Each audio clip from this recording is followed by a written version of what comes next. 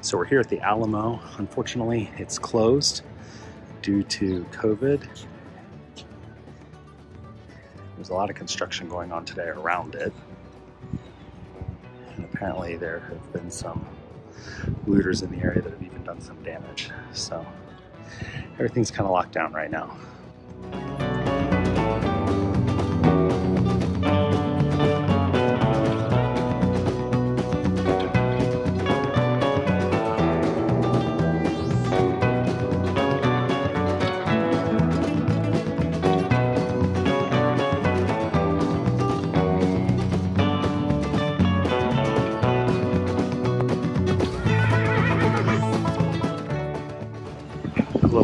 Being back in Spain here, the main plaza, which of course is where the cathedral is.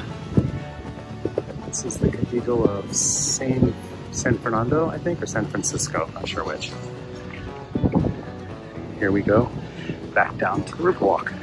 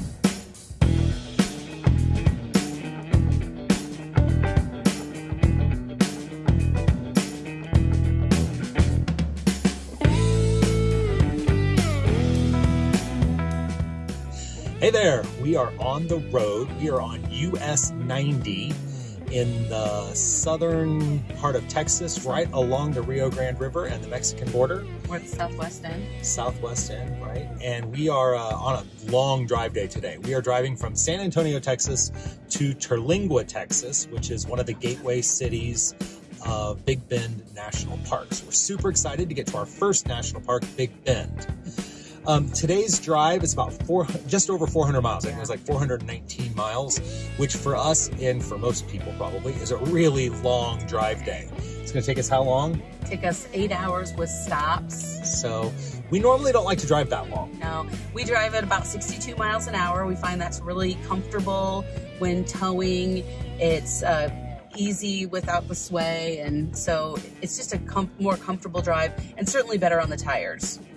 So we're taking a little break right now here on the side of the road. Cat's got a little bit of cat broth. Give them a little love. A little snack for us. They have a litter box right back here that has recycled paper in it.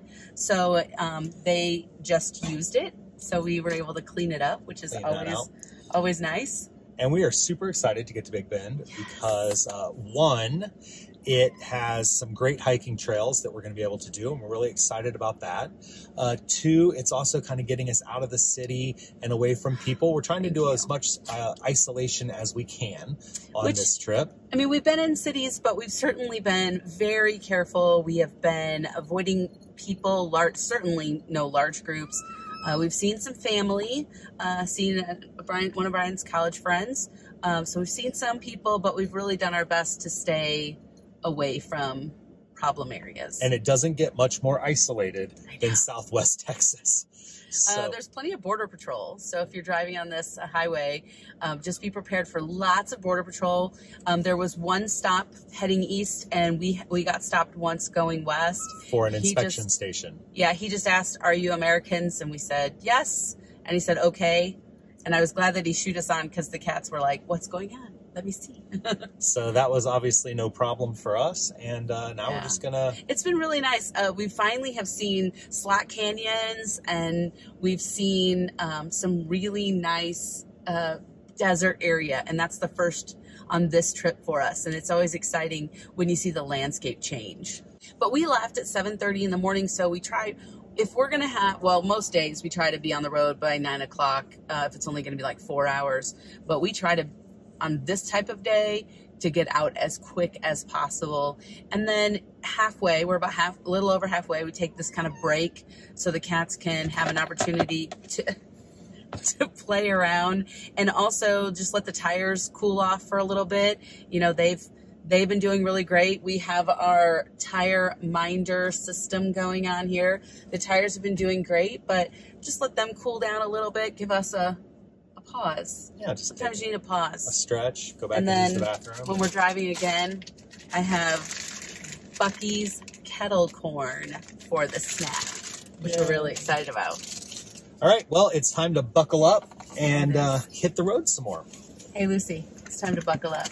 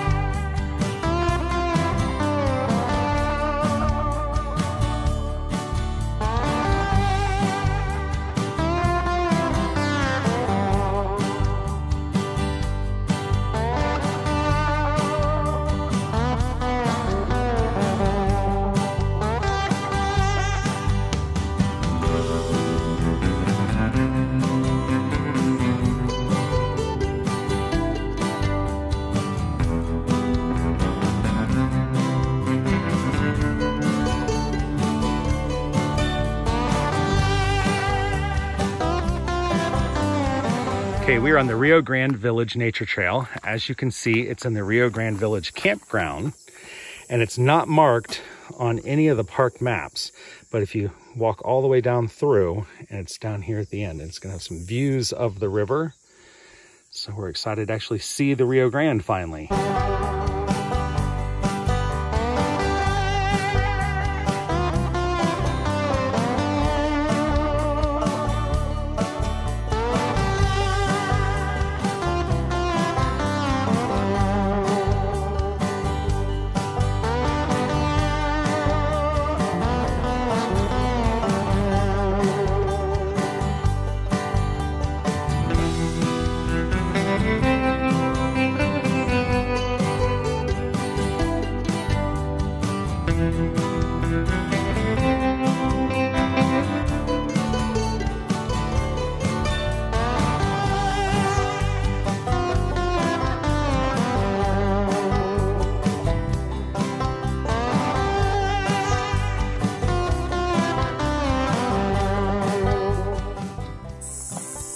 That boardwalk is the trailhead entrance.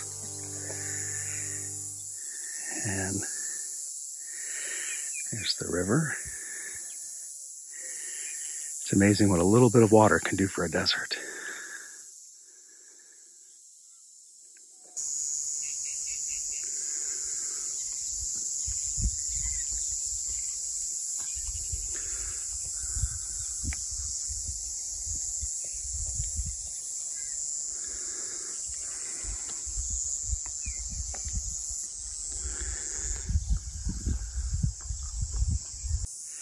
So we were really hoping to cross the river and hike over to this little town of Boquillas in Mexico.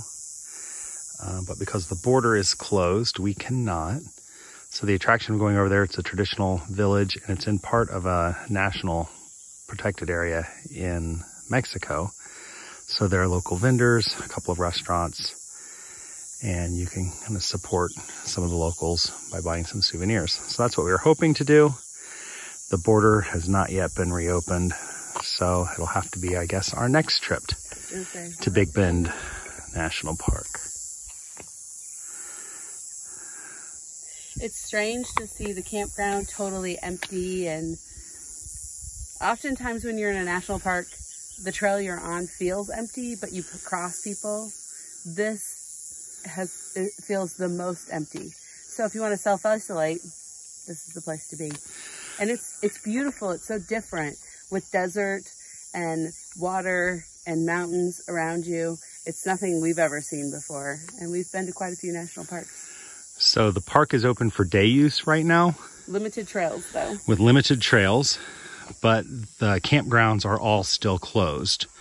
There's a gas station and one store open in the park. All the visitor centers are closed. There's a restaurant with a carry-out menu only. And the restaurant at the lodge. So there are some options, but it's pretty empty in here. We came across a few cars driving in, but we are the only people at this trailhead.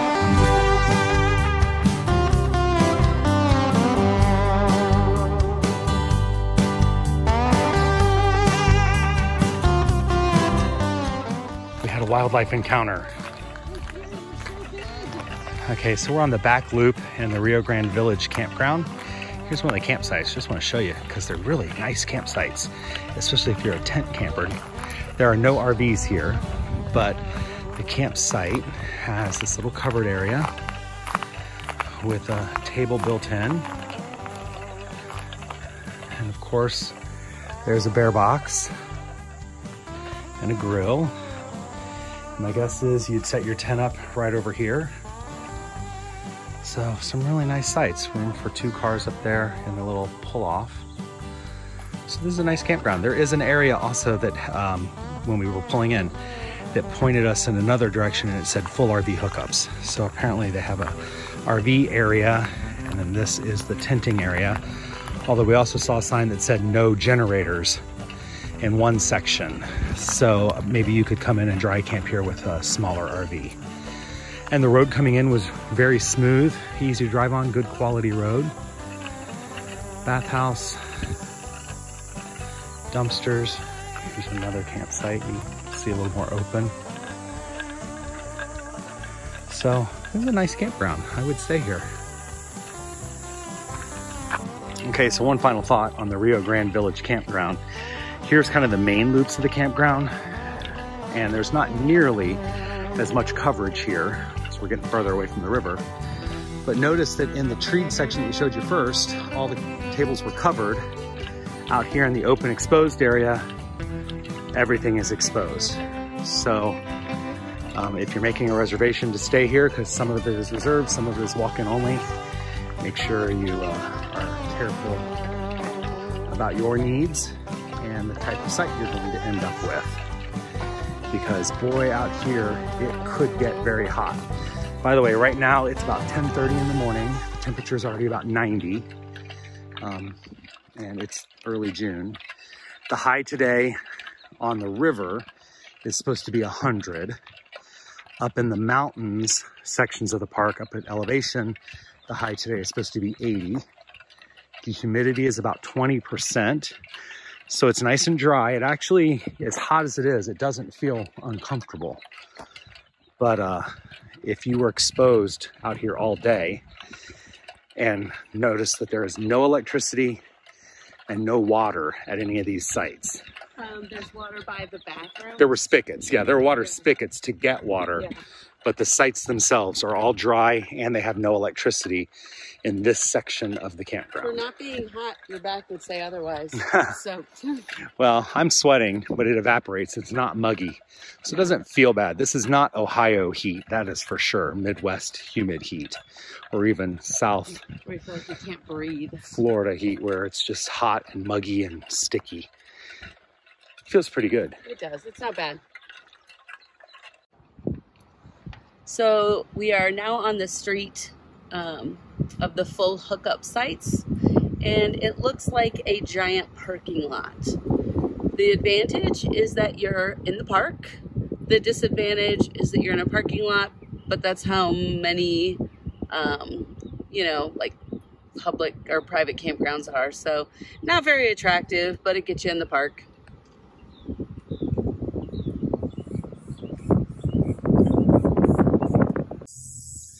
All right, we are now in Boquillas Canyon. We are on the Boquillas Canyon Trail.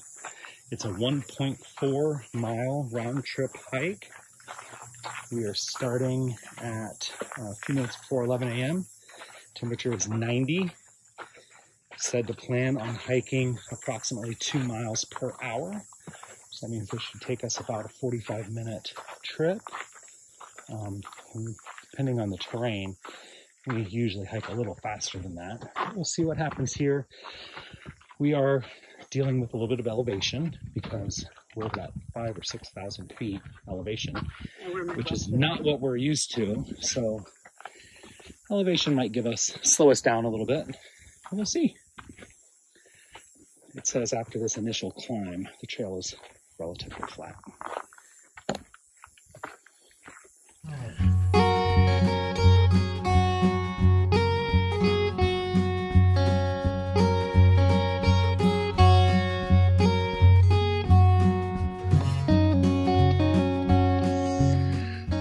So when you do the crossing to Boquillas, you take a ferry or you have the option of wading across the river. See, that wouldn't be hard to do in this area. And by the way, the Boquillas crossing is maybe a mile to the right downriver or upriver.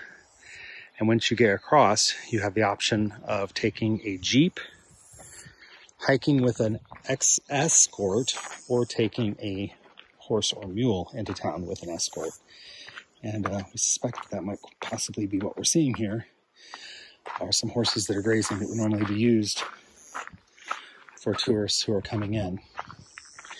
We've also seen a lot of these little artifacts, tourist souvenirs laying around with asking for donations. Asking for a lot of money. Yeah, they're kind of expensive-ish, $10 for pretty much everything.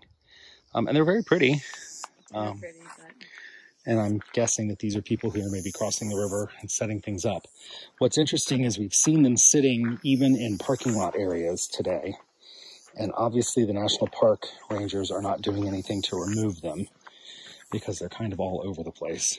So I don't know how they're getting here. Either locals that are putting them out on the US side or possibly some Mexicans that are coming over on the river and setting them out and then collecting the money. You know, for Boquillas, their main trade in that town is tourism. So obviously they are hurting right now without having any tourists come across from the park.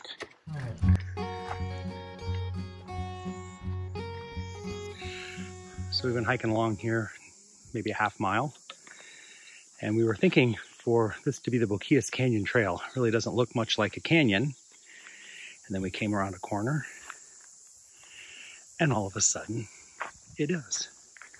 So welcome to Boquillas Canyon. Absolutely beautiful on the Rio Grande River. So the wall on our left is the United States, and the wall on our right is Mexico. Yeah, natural walls. Well, Brian has decided he's going to Mexico even with the border closed. In other words, the man has a thing for water and all things exhausting. He likes a good challenge. Oh gosh. All right, stay on our side. You're far enough, babe. The water's pretty swift. Yeah, it looks like it's swift. That's why. It's kind of deep right there. There's a big pool right there. Yeah, well, we're not trying to be illegal here, so don't cross the official border. We're teachers, you know. We're rule followers. Oh gosh. But it is quite amazing. I mean, just look at that. Wow. The water is crystal clear. Well, how'd you like it over there? Didn't feel much different? It really didn't feel any different than it does over here.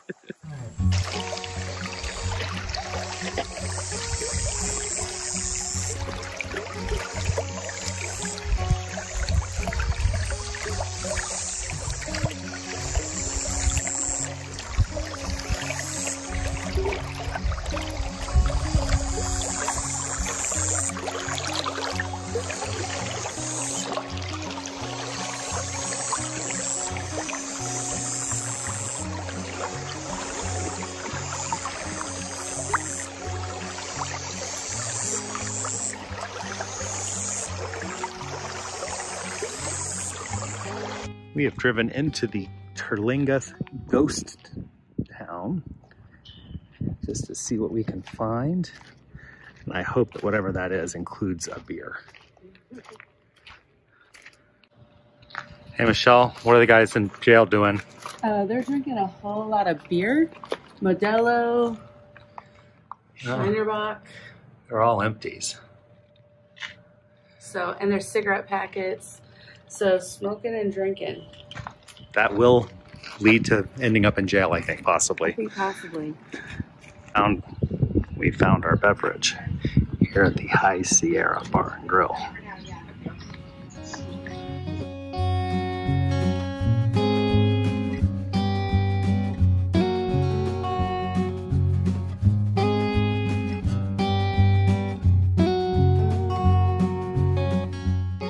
Hey everybody, so today we got to visit Big Bend National Park, which is our first national park of this trip.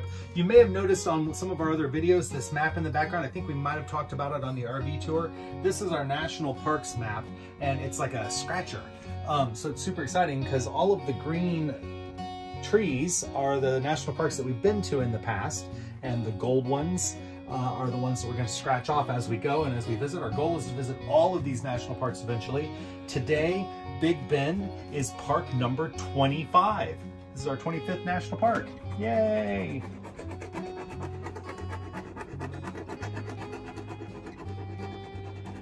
Hey, guess what? Every time you scratch off one of these, you win.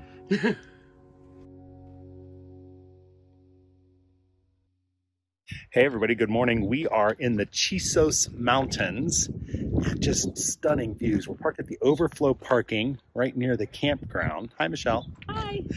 And when we left the campground at 8:30 this morning, it was 76 degrees at our campground in town. Drove up here to the campground in Basin area, the Chisos Basin, and the temperature right now at about 9:15 is 70 degrees. Woohoo! So like this is a stunning way to start the day because it has been hot. It didn't even get down to 70 degrees overnight last night at the campground at the lower elevation where we were staying. The drive-in is a beautiful drive-in, especially once you make the turn into the basin. It's a completely different view than what we've seen all along every place else. The hike we're doing today is the Windows hike. It is 4.4 miles round trip. However, because of where we're starting away from the trailhead, I'm gonna guess it's gonna be closer to 5 miles. So let's get hiking. All right, so we are in the Chisos Basin campground right now. It is also empty, although we just talked to a camper host. There are 2 camper hosts parked in here camping, and they said that the campground is opening to the public on Monday with, did he say 75% capacity? 75%. I think. Yeah. So that's really exciting that they're getting ready to open back up. This is a great campground too. It's beautiful. As I already mentioned, the temperatures are fantastic. And when we were talking to the host, he said that this is pretty typical for the temperatures here. So this is definitely the place to stay. It's tent camping and trailers shorter than 24 feet. So, and that's because of the road. The road actually has signs saying 24 feet is the maximum length. Covered and covered. So yeah, there are some sites that are marked as closed because of COVID here. They're all marked as closed. And then you'll see that most of the campsites have the covered picnic tables, bear boxes, because we are in bear, panther, and javelina territory. So that is something to be concerned and thoughtful about. They have water spigots. All of these sites, I think, are dry. Maybe some of them have electric. No, I don't see electric. But some don't have covered picnic tables. Some are open. It looks like the inner loop has covered picnic tables, but this outer does not. And you can see again, these are really tent sites for the most part. I tell you what, I could stay here if I were tenting because of this view. Yeah, the view here, as you can see, is just stunning. And you actually have cell service out here. We do. We had, at the parking lot, I had 4 bars of LTE service. Once we got down in the campground, I have 3 bars of 3G service on AT&T. So that is definitely a plus because, man, finding service in a campground or in a national park is pretty rare. By the way, bear poop. So they do hang around here. So here's our window trailhead. Let's go up here, extreme heat hazard. This trail goes straight downhill for the first mile or so, and then becomes a little bit more flattened out once it gets down into the basin valley. And that's where we're heading, is to our window.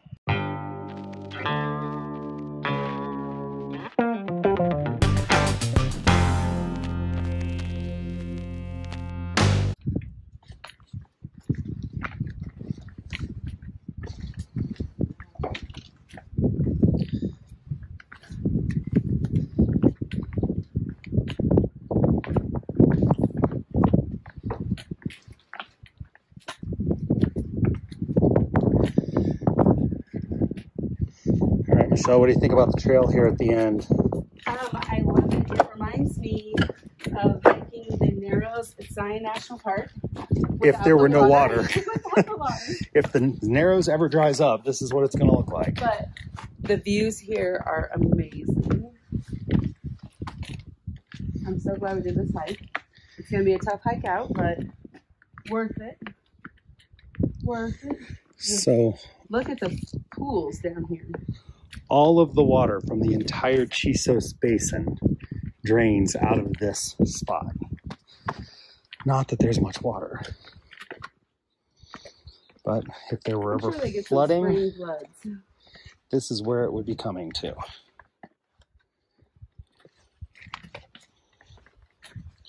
So on this trail, you definitely need to make sure you are being weather aware. Obviously, if there's, I don't think there's necessarily a monsoon season here, but if there were rain, this could be a problem. But more importantly, temperatures, because it has gotten significantly warmer as we've been hiking, and we've been hiking entirely downhill, really. So it's flattened out a few times, but we've got a lot of elevation to get back out of here.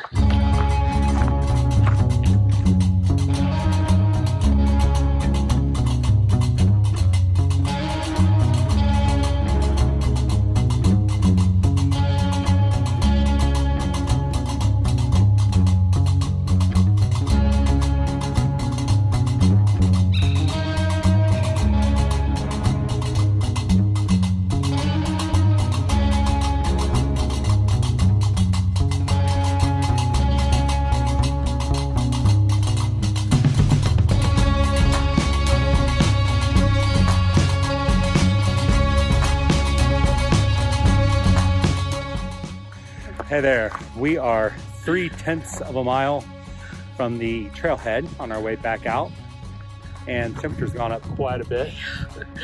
Yeah, you can see right here. And we've been seeing quite a few people, a lot of them seemingly a little underprepared, which I will admit we also were.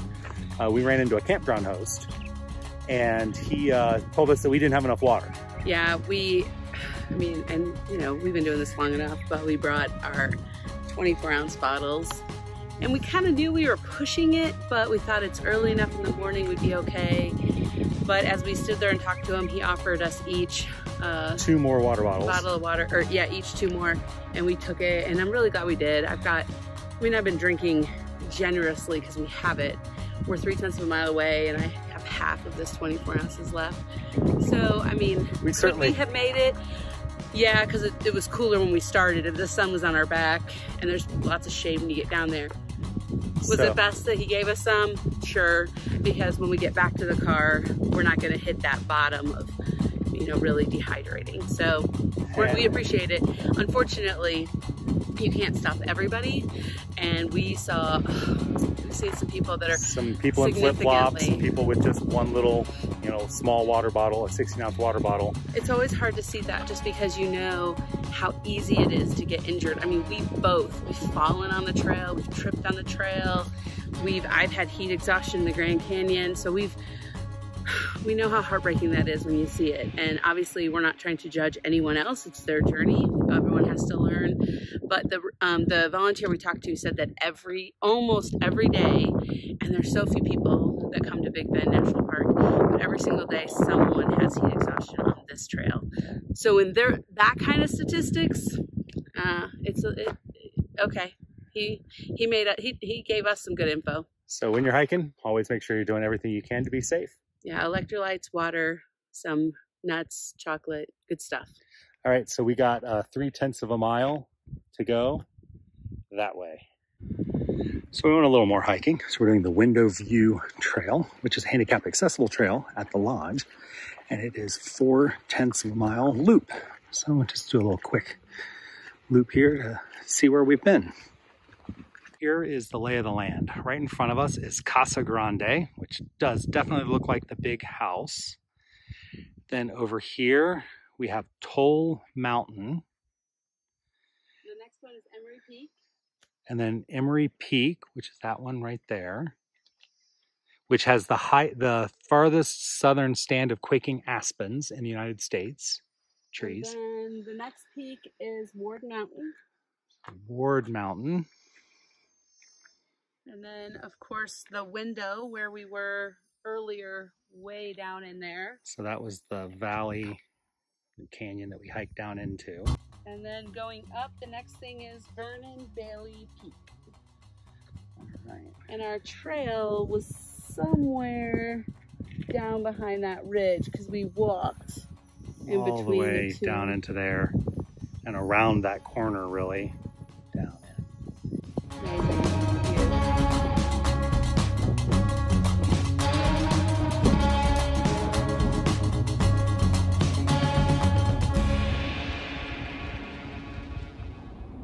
Meet.